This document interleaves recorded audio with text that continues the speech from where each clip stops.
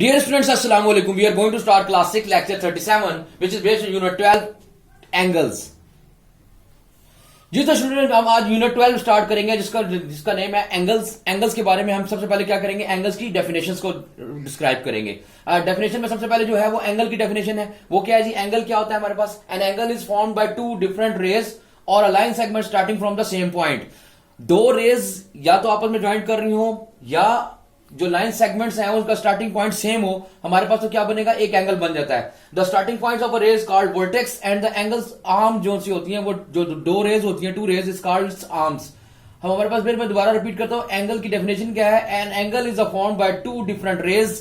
दो रेज आपस में जब ज्वाइंट करेंगी, एक पॉइंट के ऊपर से स्टार्ट करेंगी, तो क्या बनेगा हमारे पास, एंगल ड्रॉ हो जाएगा। या इसकी कोर एग्जांपल कोर डेफिनेशन है, अ line segment starting from the same point.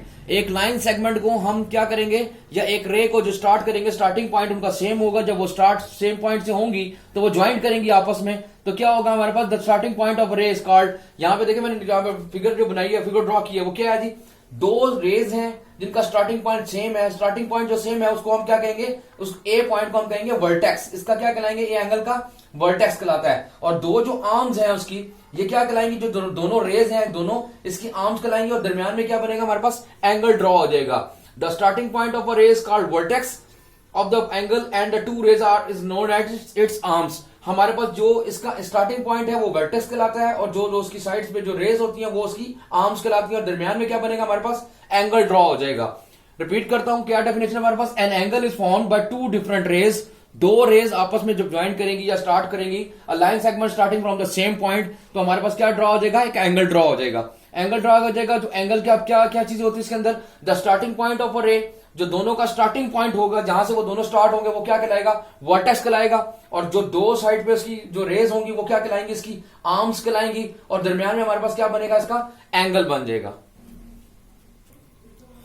जी तो स्टूडेंट नेक्स्ट हमारे पास क्या है, टाइप्स ऑफ एंगल्स हैं। हमारे पास टाइप्स ऑफ एंगल में नंबर 1 जो टाइप है वो है राइट एंगल। राइट एंगल की डेफिनेशन हमारे पास क्या है, और right angle is the angle of 90 degree. जो 90 डिग्री के होंगे, ऐसी एंगल जो ड्रॉ हो, जो दो परपेंडिकुलर लाइंस हो आपस में ईच अदर, वो हमारे पास होगा राइट एंगल कहलाएगा। और राइट एंगल्स आर्म जो होते हैं वो क्या होता है, परपेंडिकुलर टू ईच अदर होते हैं। देखें मैंने यहां पे बनाया, जो 90 डिग्री का एंगल होगा, जो दो लाइंस आपस में एक दूसरे के परपेंडिकुलर होंगी, ड्रॉ होंगी, वो हमारे पास क्या कहलाएगा, राइट एंगल कराएगा।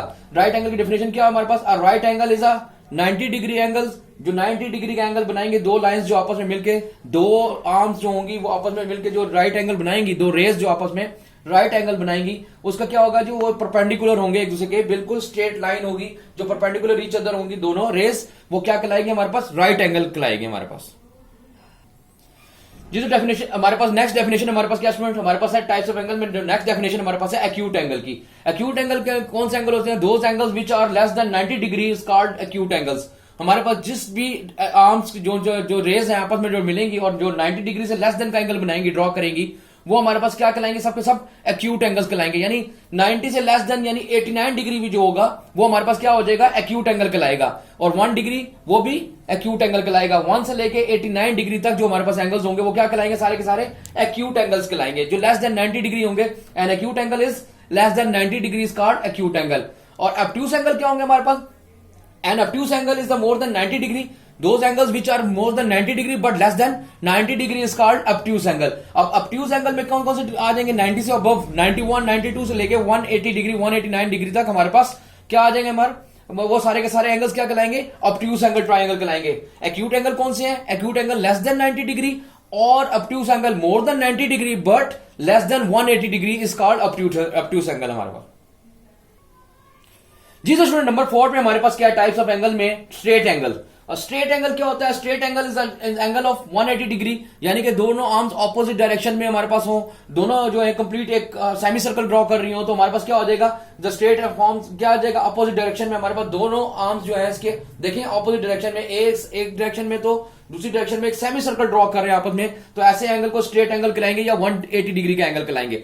180 डिग्री को सेमी सर्कल भी कहते हैं। सेमी सर्कल क्या होता है कि जी वो हमारे पास क्या बन जाता है, एक स्ट्रेट एंगल ड्रॉ हो जाता है। दो आर्म्स यानी कि ये ए पॉइंट और दूसरी जो रेज है वो बी पॉइंट, अगर स्ट्रेट लाइन ड्रॉ कर दें तो हमारे पास क्या बन जाएगा, एक स्ट्रेट एंगल बन जाएगा जो 180 डिग्री का होगा। नेक्स्ट हमारे पास नंबर 5 पे है जी रिफ्लेक्स एंगल। रिफ्लेक्स एंगल में कौन से एंगल्स होते हैं, the reflex angle is more than 180 degree but less than 360 degree. हमारे पास क्या है जी, रिफ्लेक्स एंगल कौन से होंगे, 180 डिग्री के बाद जो एंगल स्टार्ट होंगे, यानी कि 180 से लेकर 360 डिग्री तक जो हमारे पास एंगल्स बनेंगे वो सारे के सारे रिफ्लेक्स एंगल कहलाएंगे। और reflex angle is more than 180 degree but less than 360 degree, यानी कि 180 के बाद से 181 से लेके 360 तक जो हमारे पास जितने भी एंगल्स बनेंगे वो सारे के सारे क्या कहलाएंगे, more than 180 but less than 360 से कम, 360 से यानी कि 359 तक 358 तक जो एंगल्स बनेंगे हमारे पास वो तमाम के तमाम एंगल्स जो कहलाएंगे वो रिफ्लेक्स एंगल कहलाएंगे।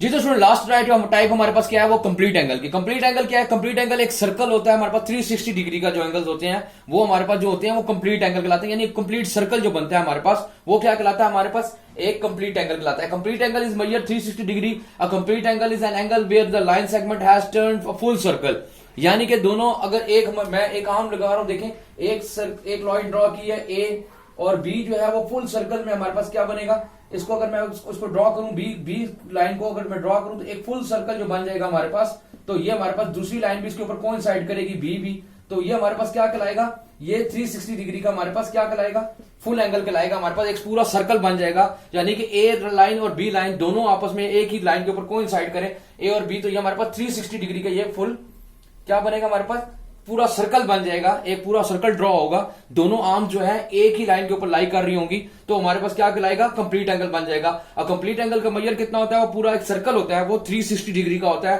अ complete angle is an angle where the line segment has turned a full circle. अब मैं बार बार रिपीट कर रहा हूं, कंप्लीट एंगल हमारे पास क्या होगा, कंप्लीट एंगल 360 डिग्री मेजर होगा, जो पूरा एक फुल सर्कल बनेगा उसको हम क्या कहेंगे, कंप्लीट एंगल कहेंगे।